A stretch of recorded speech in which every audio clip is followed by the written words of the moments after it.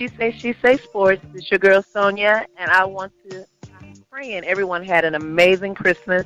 I had a great time with my family and friends. Tuesday, Christmas Eve, I met with some sorors, and we had a little Christmas lunch. Enjoyed each other's company. Had a great time. Did a little shopping. Christmas Day, I spent with my family. We exchanged gifts. Had a great time. We didn't have traditional Christmas dinner this time. We had two non-traditional for me, actually. I don't know who came up with this idea. It was kind of Super Bowl-ish food. I didn't like that at all. And hopefully we won't do that again. But that was, regardless of the food, we had an amazing time with each other. So I was glad to spend time with my family. I'm hoping you guys enjoyed your family as well. I'm going to just, do a quick football moment from last weekend from the Celebration Bowl in Atlanta, Georgia. That was my first Celebration Bowl, and it was very, very exciting. I had a great time. I met some amazing people. Actually, I met two of my colleagues from Open Mic Broadcast. It was BJ Jones and Carlos. We had an amazing time interviewing, meeting people. It was exciting. And so, as you know, Alcorn State University, they represented the SWAC, and North Carolina A&T represented MEAC. And North Carolina pulled it out 64-44, 20-point deficit that really no one thought was going to happen. I really thought the game was going to be closer than it was. However, North Carolina, they came out and they played. Alcorn had the slogan this past season, "Who wants to smoke?" Apparently, North Carolina wanted it, and they got it. So, SWAC, we have a lot of work to do, and I'm looking forward to next season. I won't go into details with the game of last week because BJ and we spoke post-game with Mike on last Saturday. We pretty much gave a lot of information regarding the game. So I'm just going to, it's something that personal for me that happened while I was at the Celebration Bowl on last Saturday. Some of you don't know, but I got into sports because of my father. I was 5 years old when I started watching sports. I was a daddy's girl. And so whatever my dad did, I wanted to be around my father. And because he was into sports, I got into sports. Well, probably around 8 or 9 years old, I was watching a football game with him. And Jane Kennedy was on the field. She, had a microphone, and I knew of her because I've seen her on commercials at that time or movies or sitcoms, and I always thought she was so pretty. She was tall, she was a beautiful woman, and I was like, she was just gorgeous. And when I saw her on the field, I looked at my dad and I was like, "Daddy, I want to do that." And he said, "You could." Of course, most loving parents always say their children can do anything because, one, whether they believe it or not, they will always try to encourage. However, my daddy, looking back, he probably really meant it because it was sports, and he knew I loved it, and so he probably was like, you could do it too. At that time, things were not as far as schooling for sports, and plus I was, like I said, I was 8 or 9, so I didn't know how I would even get to that point, but I wanted to do it. Fast forward to last Saturday. I had been at the stadium, at Mercedes-Benz Stadium, maybe 45 minutes, probably at that point. I just did my first interview, and I had walked down this particular hall. That whole time I had been there, and I was on my way, after my interview, I was on my way back to the recording room where BJ and Carlos were recording the show. Carlos' show, rather.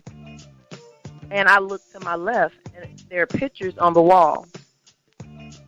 One of the pictures were 4 sportscasters, and it was a CBS, because I believe at the time, Jane Kennedy, she worked with CBS News, CBS Sports, I believe, if I can remember correctly.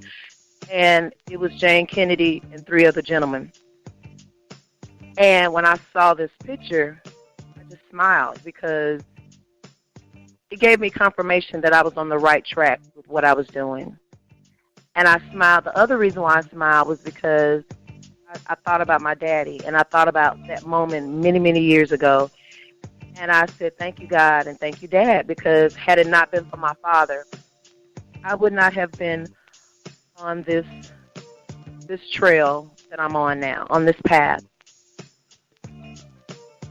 When I left there, we went down to the field, and another great thing for me that day happened also. It was BJ, myself, and Charles Bishop, who is one of my sports mentors, and he's with another show. We went down to the field. So we're walking, we're talking, laughing and stuff, and, getting ready for the festivities because the game hadn't started yet. And I'm excited because, again, this is my first Celebration Bowl, and, I'm just like, just taking it all in. Well, Tiffany Green, who is an ESPN reporter, she walks up, and Charles knows her, so they hug, they speak or whatever, and Charles introduces us. And so she was, I introduced myself, I told her my name and my show's name, and she was like, it's a pleasure to meet you. And she was like, wow, I love it, Sisters in Sports.